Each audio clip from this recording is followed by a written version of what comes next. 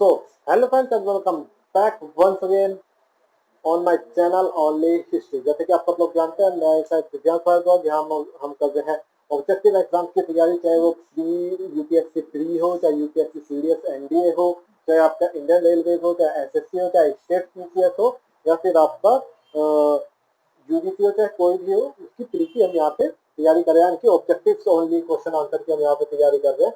कुछ दिनों में कोशिश करूंगा, अभी तो नहीं, एक दो हफ्ते में मैं कोशिश करने वाला हूँ कि क्या कहते हैं, कुछ मेन टॉपिक, जैसे मैंने आपको कहा था, या तो किसी मेन किले पे या किसी मेन प्लेस पे हिस्टोरिकल इवेंट से लेकर अब तक जितना भी कुछ हुआ है उसके बारे में सब कुछ डिस्कस करना, वो अब हम जल्दी मैं लाने वाला हूँ। ठीक है ना, बना चुका मैं नोट। ठीक है ना, तो कोशिश करूंगा अगले हफ्ते से लाने की। ठीक है ना, चलिए। तो जैसे कि आप सब लोग जानते हैं, मगध एम्पायर हमारा चला हुआ था। ठीक है ना, मगध एम्पायर हमारा चला हुआ था, तो मगध एम्पायर हम कंप्लीट कर चुके। ठीक है ना, कल हमने जो है सत्यवान डायनेस्टी कंप्लीट कर दी थी। तो आज हम बात करने वाले थे क्वेश्चन आंसर की। तो मैंने क्वेश्चन आंसर स्विच करे, तो ऐसा कोई क्वेश्चन आंसर मेरे को नहीं मिला जो मतलब यूपीएससी वगैरह में पूछा गया हो, मैंने आपको ना पढ़ाया हो। ठीक है ना, सिर्फ कुछ ये बुद्ध काउंसलिंग रह गई थी। बुद्धिज्म काउंसलिंग में भी मैं बता दूं, तो बुद्धिस्ट काउंसलिंग थी, उनमें भी ज्यादातर दो पूछी गई है, फर्स्ट एंड सेकंड। ठीक है ना, तो बात करते हैं आज बुद्धिस्ट काउंसलिंग की। ठीक है ना, और बुद्धिस्ट काउंसलिंग के बाद मंडे से हम क्या करने वाले हैं, सेंट्रल एशियन कंटेंट करने वाले हैं, जिसमें सेंट्रल एशिया के बारे में पढ़ेंगे। ठीक है ना, हम लोग जो भी हो रहे थे। ठीक है ना, तो बुद्धिस्ट काउंसलिंग की आज हम बात करते हैं। ठीक है ना, तो बुद्धिस्ट काउंसलिंग की बात कर रहे हैं। तो अगर जो टोटल देखी जाए तो टोटल हुई आपकी 6। कितनी टोटल हुई आपकी? 6। कितनी? 6। ठीक है ना, तो टोटल हुई आपकी 6। ठीक है ना, लेकिन हम यहाँ की जो मेन 4 है उनकी बात करेंगे कि 5th और 6th जो होगी वो बुमराह में हुई, और वे अभी ऐसे में एक तो 19th सेंचुरी में हुई, 1960 के अप्रोक्स हुई, एक 1870 के अप्रोक्स हुई। ठीक है ना, तो वे इतनी इंपॉर्टेंट नहीं है, पूछते नहीं है। अगर जो जानना हो तो आप सर्च कर सकते हैं बुद्धिस्ट काउंसलिंग के नाम से, वैसे कोई जरूरत नहीं है, आती नहीं है। ठीक है ना, जो मैंने कुछ क्वेश्चन देखे जो हल्के से, बहुत हल्के से हटके हैं। ठीक है ना, वैसे इतने भी हटके नहीं है क्योंकि वे आते नहीं है यूपीएससी में, मतलब वे उससे अलग है यूपीएससी से। तो मैं आपको उसमें बायो में लिंक प्रोवाइड करा दूं डिस्क्रिप्शन में, आप वहां से देख सकते हैं। वैसे इंपॉर्टेंट नहीं है, 12 क्वेश्चन है, 12 में से 10 तो मैंने पढ़ा रखे हैं, 2 ही ऐसे हैं, तो उनकी कोई इतनी जरूरत नहीं है। क्योंकि पता कैसे पूछ रखा है, ऐसे में पूछ रखा है कि भाई वहां पे वो बंदा बीमार पड़ा था, तो उसके लिए उसने उस राजा ने किस कौन से फिजिशियन को भेजा, तो ये क्वेश्चन आते नहीं है। ठीक है ना, चलो बात करते हैं मगध एम्पायर की। बात कर रहे थे, आज हम बात करते हैं बुद्धिस्ट काउंसिलिंग की। जितनी भी है मगध एम्पायर के उसमें ही हुई है। ठीक है ना, चलिए कितनी है टोटल, कितनी है टोटल मैंने बता दिया आपको, 6 है। ठीक है ना, एक 18 सेंचुरी में हुई, 1870 के अप्रोक्स, एक हुई 1960 के अप्रोक्स। ठीक है ना, तो वे दोनों इतनी इंपॉर्टेंट नहीं है। कहाँ पे हुई थी? बुमराह में हुई थी। ठीक है ना, कोई पूछा तो भाई कहाँ पे हुई थी? बुमराह में हुई थी, 5th और 6th। और वो इतनी इंपॉर्टेंट नहीं है, जो इंपॉर्टेंट है वो यही है, यही 4 है, first second third and fourth, क्योंकि एंशिएंट टाइम पे हुई थी। ये देख रहे थे सब बीसी से पहले हुई थी, बीसी में हुई थी, यानी कि कॉमन एरा से पहले, यानी कि फर्स्ट सेंचुरी या 0 सेंचुरी से पहले हो गई थी सारी। ठीक है ना, बीसी या बीसी कह लो, बिफोर कॉमन एरा कह लो, या बीसी कह लो, वो हाँ बीसी कह लो, बिफोर क्राइस्ट बोल लो। ठीक है ना, तो देखो जब फर्स्ट काउंसलिंग स्टार्ट हुई ना भाई, पहला उपदेश कहाँ दिया था? भगवान बुद्ध ने सारनाथ में दिया था। लेकिन अगर काउंसलिंग की बात कर रहे हैं, तो जो काउंसलिंग हुई, ठीक है ना, वो महात्मा बुद्ध के महापरिनिर्वाण के बाद हुई। महापरिनिर्वाण मैंने क्या कहा था कि मोक्ष प्राप्त करने के लिए, मोक्ष प्राप्त करने के लिए बिना कुछ खाए पिए ध्यान में बैठ जाना और वहीं पे अपना जो है दम तोड़ देना, वो बात थी। ठीक है, तो महापरिनिर्वाण के बाद ही फर्स्ट काउंसलिंग हुई आपकी 483 बीसीई में। ठीक है ना, सेकंड हुई आपकी 383 बीसीई में, थर्ड हुई आपकी 250 बीसीई में, फिर फोर्थ हुई आपकी 72 बीसीई में। ठीक है ना, फर्स्ट काउंसिल कहाँ होगी आपकी? राजगीर में, राजगीर बिहार। ठीक है ना, सेकंड काउंसिलिंग कहाँ होगी आपकी? वैशाली, भी बिहार। थर्ड काउंसिलिंग पाटलिपुत्र, और फोर्थ काउंसिलिंग कुंडलवन। कुंडलवन कहाँ पड़ता है? कुंडलवन पड़ता है आपका कश्मीर में। ठीक है ना,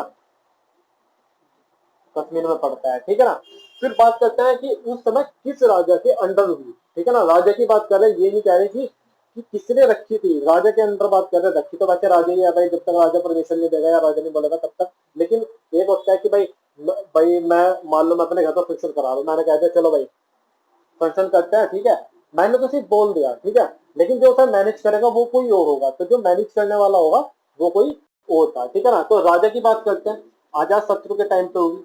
अजात शत्रु के टाइम पे ही जो महात्मा बुद्ध है, ये क्वेश्चन भी आया था, ये क्वेश्चन भी आया था, इसे मैं बता दे रहा हूँ कि महात्मा बुद्ध ने जो महापरिनिर्वाण लिया था वो अजात शत्रु के टाइम पे ही लिया था, ठीक है ना। फिर दूसरे राजा कौन थे? काला अशोक। थर्ड थे अशोक। फोर्थ थे कनिष्क, ठीक है ना। चलो अब बात करते हैं मैनेज किसने करी, कि भाई किसके मतलब किसने वो रखी, तो कौन वहां की देखभाल कर रहा था, ठीक है ना। उस मतलब जो काउंसलिंग हो रही थी उसकी देखभाल कौन कर रहा था, ठीक है ना, कि भाई ऐसे होना चाहिए ऐसे नहीं। तो फर्स्ट काउंसलिंग हुई किसने ध्यान दिया? महाकश्यप ने, ठीक है ना। सेकंड वाले पे दिया साबा कामी ने। थर्ड पे दिया मोगलीपुत्र तीषा ने। मोगलीपुत्र या मोगली मोगली याद कर लेना, ठीक है ना। तो थर्ड हुआ वासुमित्र ने। वासुमित्र ने फोर्थ में ध्यान दिया, लेकिन जो डिप्टी थे ना वो थे कालाशोक, एक तरीके से हेड मान लो वो कालाशोक कह रहा हूँ, अश्वघोष। अश्वघोष हेड थे और उसके अंदर ये सब काम कर देते, ठीक है ना। दोबारा से देख लो, अब फर्स्ट सेकंड थर्ड ऐसे चलते हैं। फर्स्ट काउंसलिंग हुई आपकी 483 बीसी में, कहाँ पे? राजगीर में। किस कौन से राजा के अंदर? अजातशत्रु के अंदर। और मैंने किसने करी? महाकश्यप ने, ठीक है ना। सेकंड हुई आपकी 383 बीसीई में, ठीक है ना। कहाँ पे हुई? वैशाली में। किस राजा के अंदर हुई? कालाशोक के अंदर हुई। मैनेज किसने करी? साबा कानी ने। थर्ड है आपकी 250 बीसीई में हुई थर्ड काउंसलिंग, वहां पे हुई पाटलिपुत्र में। किसके अंदर हुई? अशोका के अंदर हुई। मैनेज किसने करा? मोगलीपुत्र तीषा ने, ठीक है ना। फोर्थ कहाँ पे होगी? 72 बीसीई में। किसके अंदर होगी? वो सॉरी, कहाँ पे होगी? कुंडलवन जम्मू कश्मीर में। किसके अंदर होगी? कनिष्क के अंदर होगी।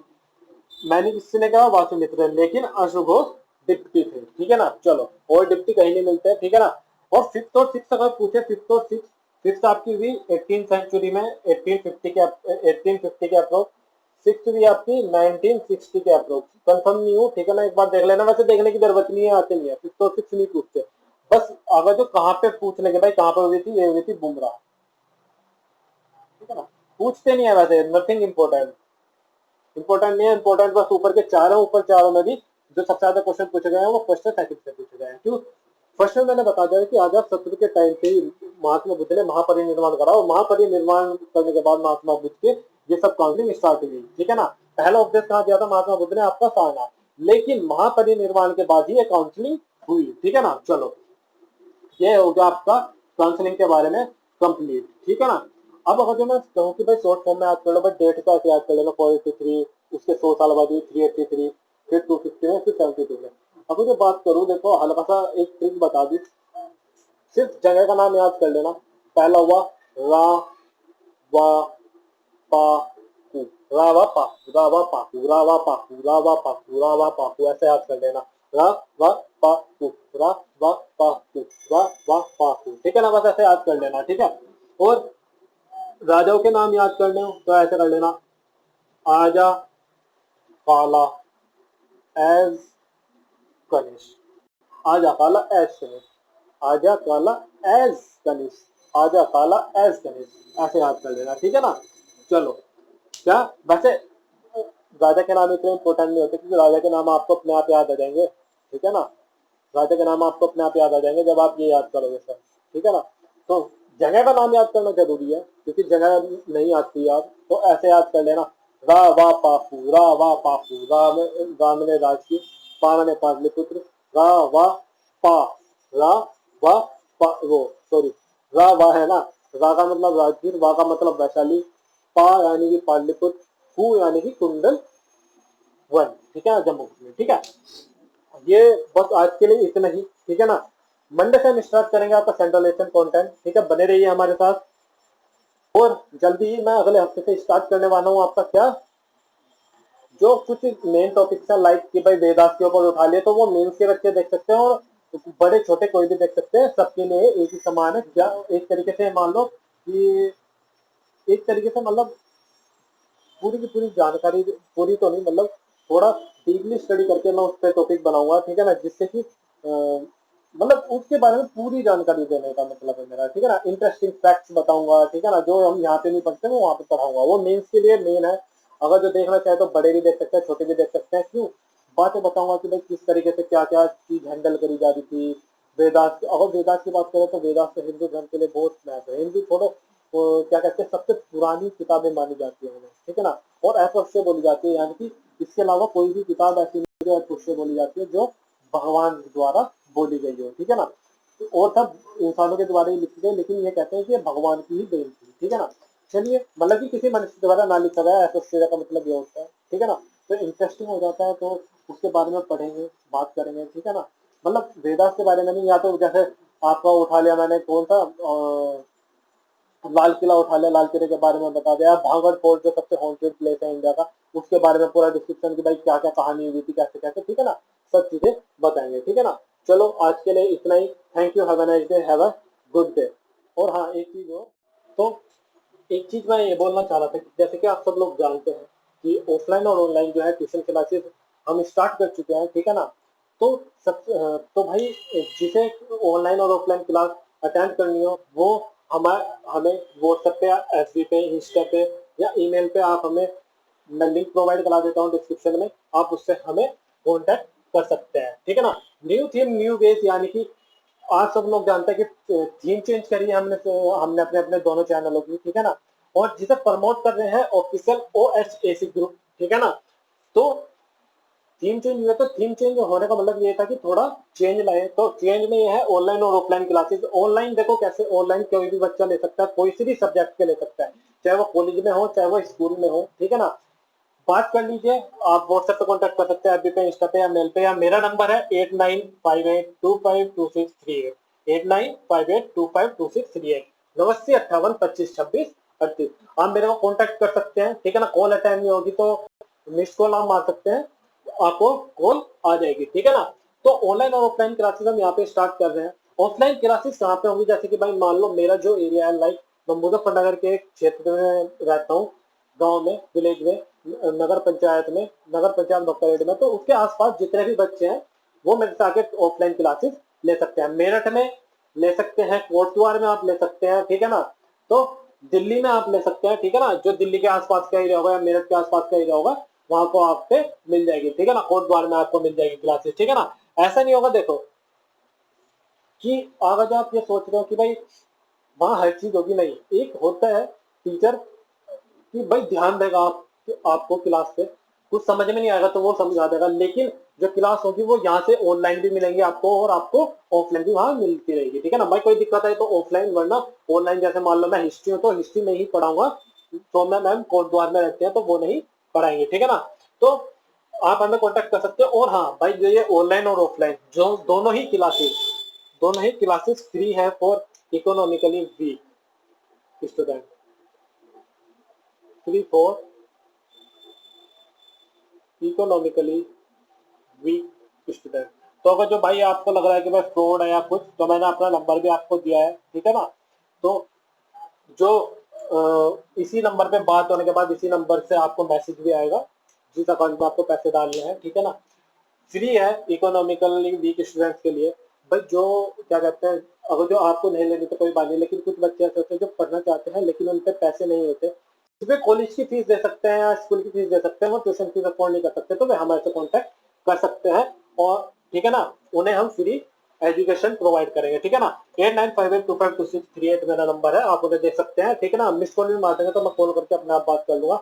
भाई देखो, मेरा और मेरे हमारी टीम का मानना क्या है कि स्टडी हाउस पे किसी का हक नहीं है, ठीक है ना। It's not a business, study business नहीं होता, ठीक है ना। हाँ भाई, जीविका चलाने के लिए थोड़ा सा भाई हमें भी चाहिए, ठीक है ना। लेकिन ये नहीं कि हम लूट रहे हैं भाई। देखो, जितना जितना हम कर सकेंगे उतना ही करेंगे। मान लो मैं मान रहा हूँ भाई, एक कहने का मतलब है महीने का खर्चा मान लो 30,000 है, ठीक है ना। सब चीजें 30,000 है, ठीक है ना। मतलब ये खर्चा है। थोड़ा सा भाई मैं अपनी सेविंग करूँ तो 10,000, ठीक है ना। मैंने इंस्टीट्यूट खोल रखा, तो चलो भाई 40,000 आ गए, ठीक है ना। लेकिन इंस्टीट्यूट वाले क्या करते हैं भाई, आपसे लेते हैं साले 90-90, 30-30 हजार रुपए, तो वो नहीं करेंगे। मतलब लूटने वाली चीजें बिजनेस ही नहीं बनाते, मतलब इतना कि भाई हमारा भी काम चल जाए और हम आप लोगों को भी दे सके। इसी वजह से मैं कह रहा हूँ कि भाई कुछ बच्चे ऐसे होते हैं जो इकोनॉमिकली वीक होते हैं, तो उन्हें हम अपने अपनी साइड से पढ़ाएंगे, ठीक है ना। उसकी उन्हें प्लीज इन्फॉर्म कर दीजिए जो भी बच्चे ऐसे हैं, ठीक है ना। आज के लिए इतना ही। ऐसा हो सकता है कि आपको मेरी क्लास पसंद आए और हमारे जो अल्फा क्लासेस के जो मेंटर्स हैं आपको उनकी क्लासेस जो है पसंद आए। लिंक मैं आपको प्रोवाइड करा देता हूँ व्हाट्सएप, एफबी, इंस्टा और इंस्टा का, ठीक है ना, मेल भी आपको प्रोवाइड करा देता है। अब देखो जो नोट्स है ना भाई, जो नोट्स है वो व्हाट्सएप ग्रुप पे और एफबी ग्रुप पे रोज डल रहा है, एफबी पेज पे। इंस्टा पे नोट्स प्रोवाइड नहीं हो पाते, लेकिन जो क्विक नोट्स होते हैं ना, लाइक कि भाई सामने देखा और आ गया याद, ऐसे वाले क्वेश्चन आंसर वगैरह हम इसमें पूछ रहे हैं, मेल में आपको प्रोवाइड करा रहा हूँ कि अगर जो बाई चांस आप व्हाट्सएप पे या एफबी पे नहीं चाहते तो आप हमें मेल पे बोल सकते, अपना मेल प्रोवाइड करा दीजिए यूट्यूब में ही, वहां पे आपको नोट्स पहुंच जाएंगे, ठीक है ना। चलो, और हाँ, जो हमारे एफबी वगैरह जो है, ईमेल दोनों का अलग अलग है, अल्फा क्लासेस का अलग है और ओनली हिस्ट्री का अलग है। ओनली हिस्ट्री का है दिव्यांश भारद्वाज 006@gmail.com, लिंक में डिस्क्रिप्शन में होगा। अल्फा क्लासेस का भी डिस्क्रिप्शन में होगा। मानव एंड दिव्यांश शर्मा कुछ ऐसे में है, ठीक है ना। चलिए, ठीक है, न्यू थीम न्यू बेस, ठीक है ना। कल हम बात करेंगे अल्फा क्लासेस की, बात कर रहा हूँ, कल हम अल्फा क्लासेस में बात करेंगे only and only class 9th and 10th का जो सिलेबस चेंज हुआ है सीबीएसई के द्वारा, जो टॉपिक छपाए गए हैं सिर्फ उनकी, ठीक है ना, सिर्फ only and only alpha classes के। आज के लिए इतना ही। हो सके तो भाई बता देना बच्चों को, मेरा नंबर है 8958252638। मिस कॉल भी करेंगे, कॉल मैं अपने आप कर लूंगा, ठीक है। आज के लिए इतना ही। Thank you, have a nice day, have a good day, stay home, stay safe.